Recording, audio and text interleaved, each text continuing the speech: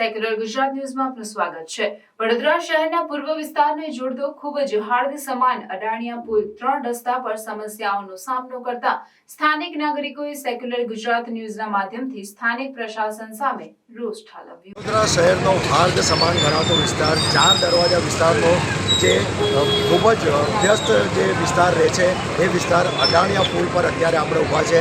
હું મારા કેમેરામેન ઇલિયાસ શેખને જણાવીશ કે અડાણિયા પુલથી જે નવા બજાર તરફ જતો અથવા તો જ્યુવેલી ગાર્ડન તરફ જતો જે વિસ્તાર છે એ આખો રોડ આપ જોઈ શકો છો અને જે તળાવની અંદર જે જંગલી વેલ હોય છે એ વેલ સમગ્ર રોડ પર જે મુખ્ય વિસ્તાર ગણીએ છીએ એ વિસ્તાર પર ફેલાઈ ગયો છે અને લોકોનું એવું કહેવું છે કે પ્રશાસન કોઈ પણ ધ્યાન આપતું નથી। આ 3 દરવાજા વિસ્તાર છે, 3 રસ્તાનો વિસ્તાર છે અને મુખ્ય હાર્દ સમાન વિસ્તાર ગણાય છે। અહીં ટ્રાફિકની પણ ઘણી સમસ્યા હોય છે। મારા કેમેરામેનને હું જણાવીશ કે એ અડાણિયા પુલથી ફતેપુરા તરફ જવાનો રસ્તો બતાવે જે અડાણિયા પુલથી સીધું ફતેપુરા હરણી રોડ તરફ જે જવાય છે એ વિસ્તાર પણ જળબંબાકાર દેખાઈ રહ્યો છે। તમે જોઈ રહ્યા છો કે ટ્રાફિકનો પણ ઘણો વિસ્તાર છે અને ઘણી સમસ્યાઓ અહીંયા થઈ રહી છે। તમે જોઈ રહ્યા છો કે સ્થાનિક વિસ્તારના રહીશો અને સ્થાનિક જે સમાજસેવકો છે એ ટ્રાફિકને કંટ્રોલ કરી રહ્યા છે। અડાણિયા પુલથી તમને હું બતાવવા ઈચ્છીશ કે જે મદાર મોહલ્લા તરફ જવાનો રસ્તો છે, જે ઠેકરનાથ સંસાર તરફ જવાનો રસ્તો છે એ પણ સંપૂર્ણ જળબંબાકાર દેખાઈ રહ્યો છે અને અહીંયા નાગરિકોને સ્થાનિક નાગરિકોને ખૂબ જ સમસ્યા વેઠવી પડે છે। કેટલાક વિસ્તારોમાં કહેવામાં આવી રહ્યું છે કે 3 દિવસથી લાઇટો નથી અને લાઇટોના અભાવે પાણી પણ કોર્પોરેશનનો પહોંચી રહ્યો નથી અને સ્થાનિક જે રહેવાસીઓ છે એમની ઘણી બધી સમસ્યાઓ છે। આપણે અહીંયા એક સ્થાનિક નાગરિકો ઉપસ્થિત છે, આપણે એમનાથી જાણીશું કે તમારા વિસ્તારમાં શું સમસ્યા છે। સમસ્યા તો ખૂબ મોટી છે। પાણી 3 દિવસથી અહીં ભરાયું છે પણ પાણી જરા પણ ખસવાનું નામ લેતું નથી અને કોર્પોરેશનના તંત્ર દ્વારા કોઈ પણ માણસોને ફેસિલિટી કરી આપવામાં આવતી નથી। અહીંના રહીશો અને સ્થાનિક નાગરિકો પોતપોતાના હિસાબથી બધાને સવલતો આપે છે અને ખાણું પીણું પહોંચાડે છે। બસ એ સમસ્યા છે। કોર્પોરેશનવાળા જલ્દથી જલ્દ યાકુતપુરામાંથી જેટલું બને એટલું આ 4 રસ્તાની વચ્ચે જોઈ પણ જગ્યા પાણી ભરાયું છે એ પાણી દૂર કરી આપવા માંગણી સ્થાનિક રહીશોની છે। એ માટે કોર્પોરેશન જવાબદાર છે।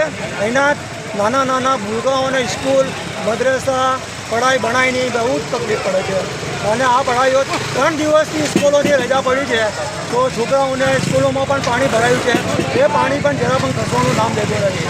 ટૂંકમાં એવું કહેવામાં આવી રહ્યું છે કે પ્રશાસન ધ્યાન આપી નહીં રહ્યું। અહીંયા એક બેન પણ આપણી સાથે હાજર છે કે લોકોને જમવાની બનાવવાની પણ વ્યવસ્થા છે। અહીંયા સ્થાનિક નાગરિકો સુધી શાકભાજી પણ પહોંચી નહીં રહી, અહીંયા દૂધ પણ નથી પહોંચી રહ્યું અને કેટલાક સ્વયંસેવકો જે છે તે અહીંયા ટ્રાફિકને કંટ્રોલ કરી રહ્યા છે।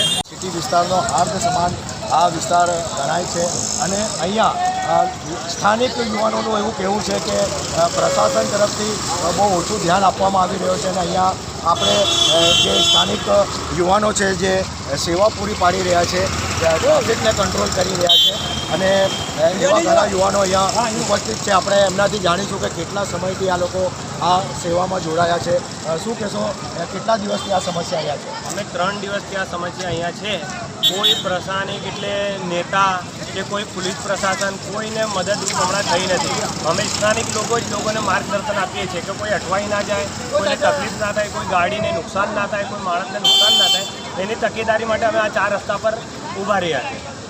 તમારી સાથે કેટલા યુવાનો જોડાયેલા છે આ સેવામાં કે જે માનદ સેવા કરી રહ્યા? અમારી સાથે અમારા યાકુતપુરા વિસ્તારના, એક આલુપુરા વિસ્તારના, અહીંયા આગળ ફતેપુરા વિસ્તારના યુવાનો જોડાયા છે ને વૃદ્ધ માણસો જે ઉંમરવાળા છે અમારા જેવા છે તે સેવામાં જ લાગેલા છે। કંઈક પાણી વિતરણ માટે, નાસ્તા માટે કે માર્ગદર્શન માટે।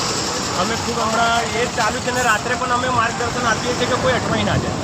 ટૂંકમાં સ્થાનિક જે નવયુવાનો છે એ સ્થાનિક લોકોને સાથે રાખીને અહીંયા હિન્દુ મુસ્લિમ યુવાનો મળીને આ 3 રસ્તાને કવર કરી રહ્યા છે. ટ્રાફિક ડાયવર્ટ કરી રહ્યા છે. જે લોકો શહેરમાં અટવાઈ જાય છે એ લોકોને યોગ્ય માર્ગદર્શન આપીને પોતપોતાના યોગ્ય સ્થળે પહોંચી શકે એ રીતની એ લોકો વ્યવસ્થા કરી રહ્યા છે. માનદ સેવા આપી રહ્યા છે એવું આ લોકોનું કહેવું છે.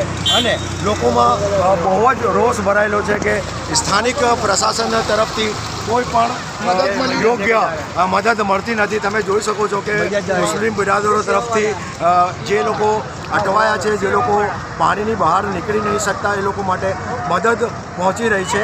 સમગ્ર સિટી વિસ્તારમાં આ સમસ્યા ચારે ઓર જોવા મળી રહી છે. ને બધાનો રોષ ફક્ત અને ફક્ત સ્થાનિક જે પ્રશાસન છે એના પર ઠાલવી રહ્યા છે. સ્થાનિક જે પ્રશાસન છે એના લીધે જ આ બધી સમસ્યા ઉદ્ભવી રહી છે એવું લોકોનું કહેવું છે. મારા સહયોગી કેમેરામેન ઇલિયાસ શેખ સાથે હું આપનો મિત્ર મોન્ટુ મલેક, સેક્યુલર ગુજરાત ન્યૂઝ, વડોદરા. સમાચારોની અવનવી અપડેટ્સ માટે જોતા રહો સેક્યુલર ગુજરાત ન્યૂઝ. સાથે સેક્યુલર ગુજરાત ન્યૂઝ ચેનલને લાઇક, શેર અને સબસ્ક્રાઇબ કરો અને બેલ આઇકોન દબાવીને સમાચારોની ઝડપી માહિતી મેળવો.